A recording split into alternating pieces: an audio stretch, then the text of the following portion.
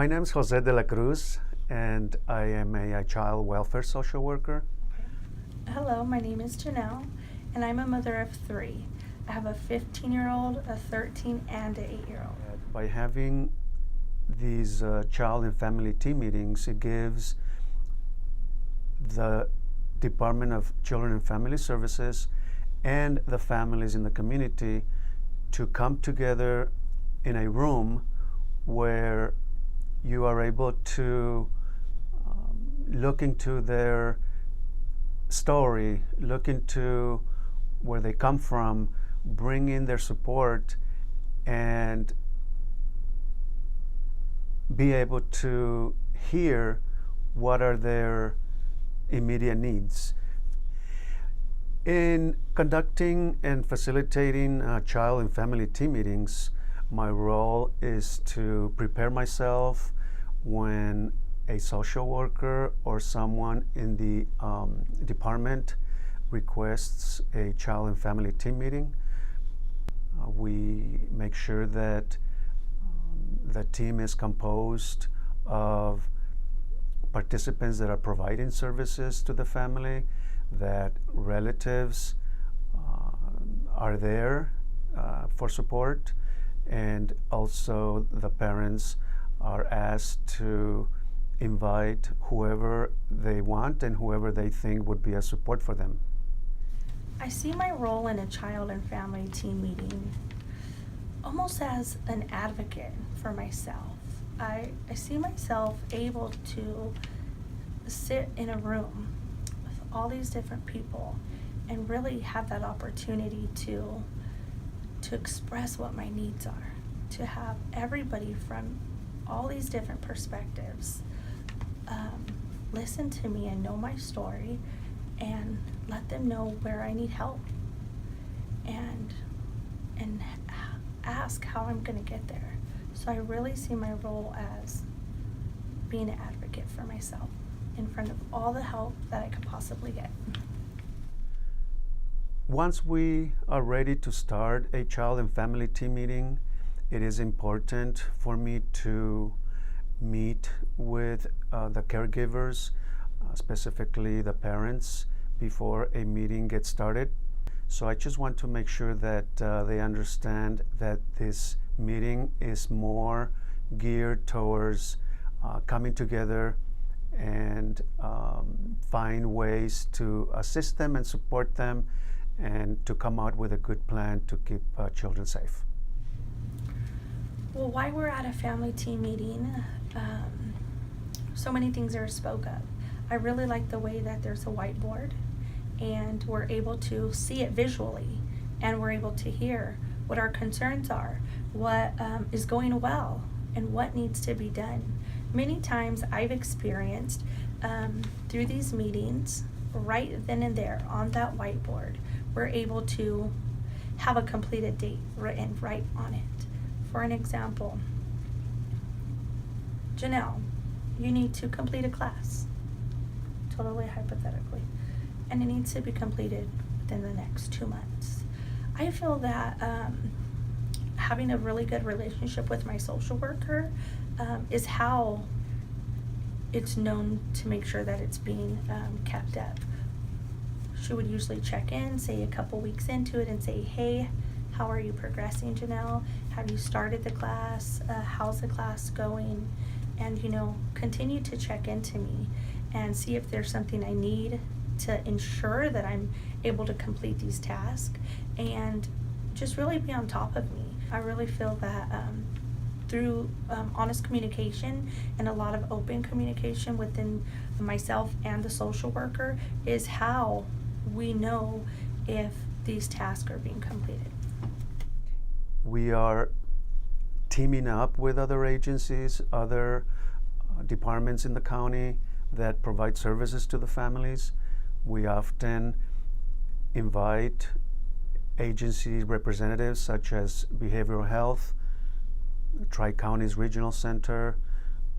We use a lot of our services from our partners in the community such as Interface, the Coalition, because we know that A lot of times families are having difficult times with different situations such as domestic violence, substance abuse, and having those team players there is very helpful because once they are there, they commit to assist and start working with the families and the children. I believe my child's voice is captured through the help of their therapist. At this type of a meeting, I really like to be able to invite their therapist, our group family therapist, their foster families, any kinship families, practically everybody. And I really feel that their voice is captured through them, especially for the younger children. I do have one younger son, like I mentioned before, who's 8, and so when they're young like that, I believe their foster family and their therapists are really able to capture their voice and really speak out for them. But for my older children who are teenagers, I believe that their support system as well speaks very strong for them and lets their concerns be voiced, but they also have the opportunity to stand up and really speak what they're feeling as well. And for myself, I believe that I make sure to have my voice captured because I really like to take a family and team meeting as a true opportunity to voice everything that I'm feeling, good and bad, within the case. One of the best things I like about child and family team meeting is I usually go into one feeling like, oh, I'm going to talk about all these great things I'm doing. I'm going to let everybody in the room know that I've graduated 2 of my classes and I only need 1 more to complete my case plan. But I actually get to leave not only doing that, but also having all these different perspectives from different people like social workers and court reporters and my children's therapists, where they're able to really explain to me and let my mind open on what I should be focusing on also. I think that was the best thing about the meetings, is that I really have that opportunity to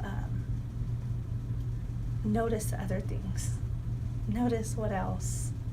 Notice if it wasn't on my case plan, it wasn't a class I needed to complete, but hey, Janelle, have you got a job? Hey, have you got a house yet? Have you did these things and that stuff in order to have a successful reunification? Human Services Agency is very supportive of children and family services having these child and family team meetings, and they have been very helpful, very supportive with assisting us with the many tools that we need to make sure that these meetings are effective, because they are very valuable and they are working very well. So we have other programs that within our department that provide us with great support. We have people from family engagement, a couple of people, family engagement specialists that are very knowledgeable in areas of substance abuse, domestic violence, parenting. So they are also coming into our meetings, and we invite them as needed, and they are there when we need them. Also, we have other folks from family finding that are doing extra work to locate and to dig up information about relatives, about people that maybe the family missed, or children that caregivers or parents are not in the picture, to find out about relatives anywhere in the world and be able to connect them. So we have other people like RFA, Resource Family Approval, that they are coming in to our meetings if relatives are having a difficult time or are applying for placement of the children, because they are pushing for making sure that children go to relatives. Not that there is nothing wrong if they go to a foster home initially, but definitely identifying relatives and making sure they qualify, they apply, and that's where resource family approval, that program is very helpful. We have folks from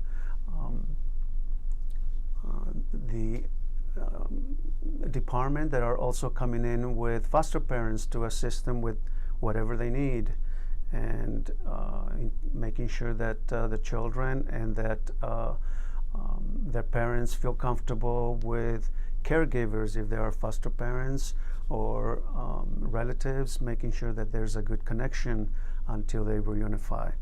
And of course, one important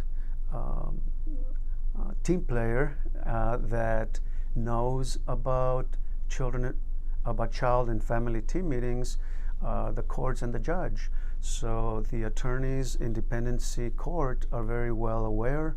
They know about our child and family team meetings, and they're very supportive. For example, recently someone from the department was at the court introducing some sort of an order, or if I recall, introduce detention of a child, and the judge said, well, have you had a child and family team meeting yet? And supposedly the social worker said, well, no, we didn't have the opportunity. Well, come back after you have one, the judge said.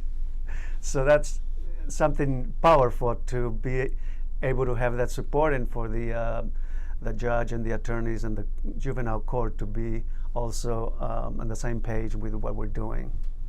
So the benefit to these child and family team meetings is I'm really able to see not only my weaknesses, but also my strengths within this case. Having these meetings with the family and the children and the caregivers and participants invited gives an opportunity to identify who is their support system, who they can count on, and then we bring all those people together to a room, and miracles happen.